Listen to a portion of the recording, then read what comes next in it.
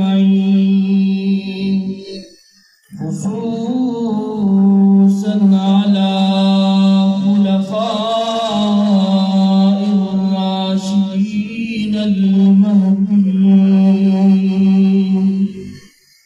أما بعد فأعوذ بالله من الشيطان الرجيم بسم الله الرحمن الرحيم وقضى ربك ألا تعبدوا إلا إياه وبالوالدين إحسانا صدق اللہ العظیم۔ میرے نہایت محترم طلباء کرام اور آئے ہوئے مہمانوں، اللہ تعالیٰ نے ہمیں ایک بہت بڑی نعمت سے نوازا ہے، اور وہ نعمت وہ اللہ تعالیٰ کی دین کی نعمت ہے کہ اللہ تعالیٰ کا احسان ہے کہ انہوں نے ہمیں دین کی نعمت سے نوازا ہے۔ دین 5 چیزوں کا مجموعہ ہے۔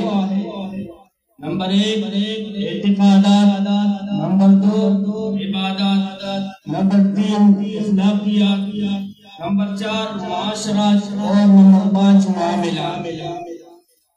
اور اللہ تعالیٰ نے ہمیں ایسا پیغمبر دیا ہے جس کی بیوی نہیں بلکہ بیویاں ہیں، بیٹی نہیں بلکہ بیٹیاں ہیں۔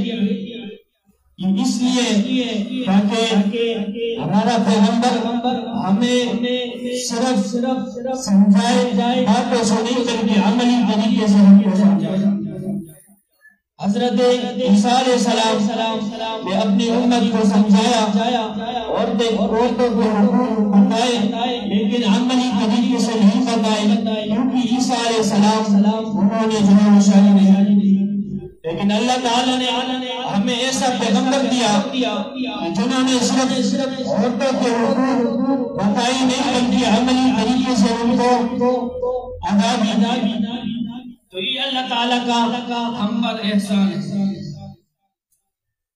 آپ صلی اللہ علیہ وسلم نے ایک ایسے معاشرے میں عورت کے حقوق بتائے کہ جہاں عورت کو بدنما سمجھا جاتا تھا، کسی گھر کو اس کے غمزدہ ہونے کے لیے یہی بات کافی تھی کہ اس کے گھر میں جو ہے وہ بیٹی کی پیدائش ہے، اور وہاں جب بیٹی کی پیدائش ہوتی تھی تو بیٹی کو زندہ گردان کیا جاتا تھا۔ لیکن آپ صلی اللہ علیہ وسلم آئے اور اس معاشرے میں بیٹی کی اور بیوی کی اور ماں کی جو ہے وہ فضیلت کی، اور آپ صلی اللہ علیہ وسلم نے یہ اعلان کیا کہ مجھے دنیا میں سب سے زیادہ جو ہے وہ 3 چیزیں مفید ہیں۔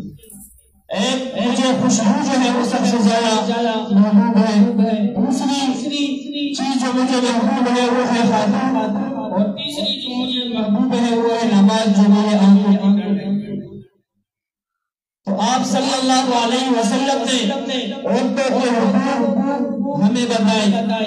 عورت جب سب سے پہلے بیٹی ہو تو اس کی تربیت کیسے کرنی ہے، اس کی شان آپ صلی اللہ علیہ وسلم نے یہ بتائی کہ جس کی گھر میں بیٹی ہو یا اس کی بہن ہو اور یہ اس کی تربیت کر رہا ہو اور یہ اس کی اچھی سے تربیت کر لے تو یہ قیامت کے وقت میرے ساتھ ایسے ہوگا، یعنی 2 انگلیاں اٹھائی یہ میرے ساتھ اس طرح جو ہے جنت میں میرا پڑوسی ہوگا۔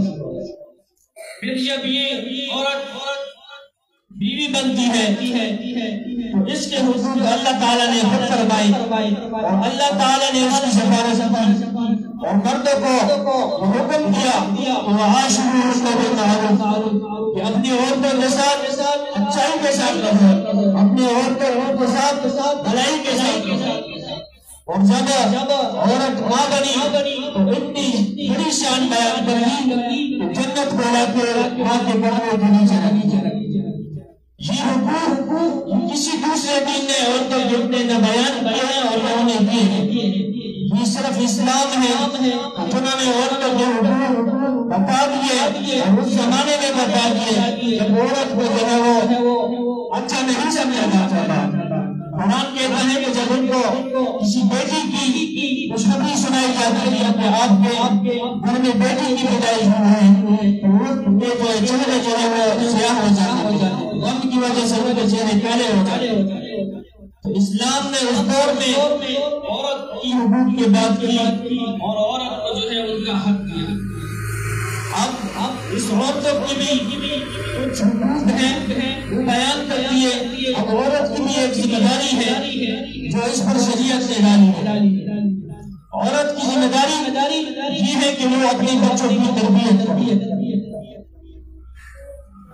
اس پر گھر کے کام کے ساتھ ایک جو دین نے جو ذمہ داری ڈالی ہے وہ ہے بچوں کی تربیت، اور ماہرین نے تربیت کرنے کے جو ہے وہ ادوار جو ہے وہ ذکر کیے ہیں۔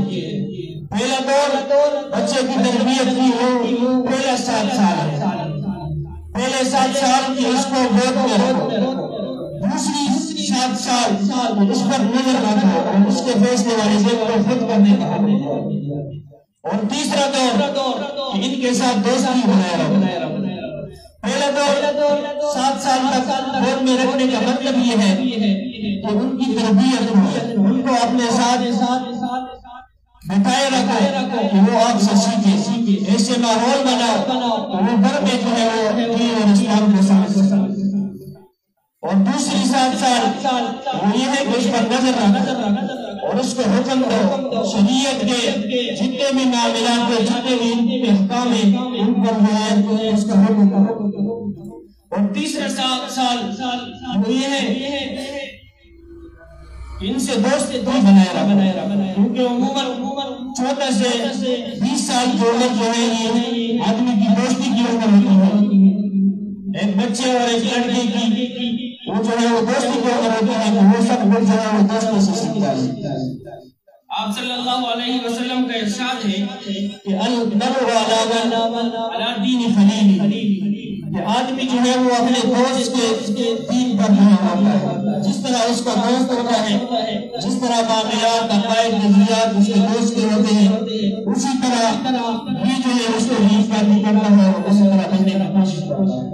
تو اسی لیے ماہرین نے کہا ہے کہ اس عمر میں اپنے بیٹے یا اپنی بیٹی کو اپنے اولاد کو خود جو ہے اس کو دوست بنایا، کیونکہ دوستی کا اثر وہ بہت زیادہ ہے۔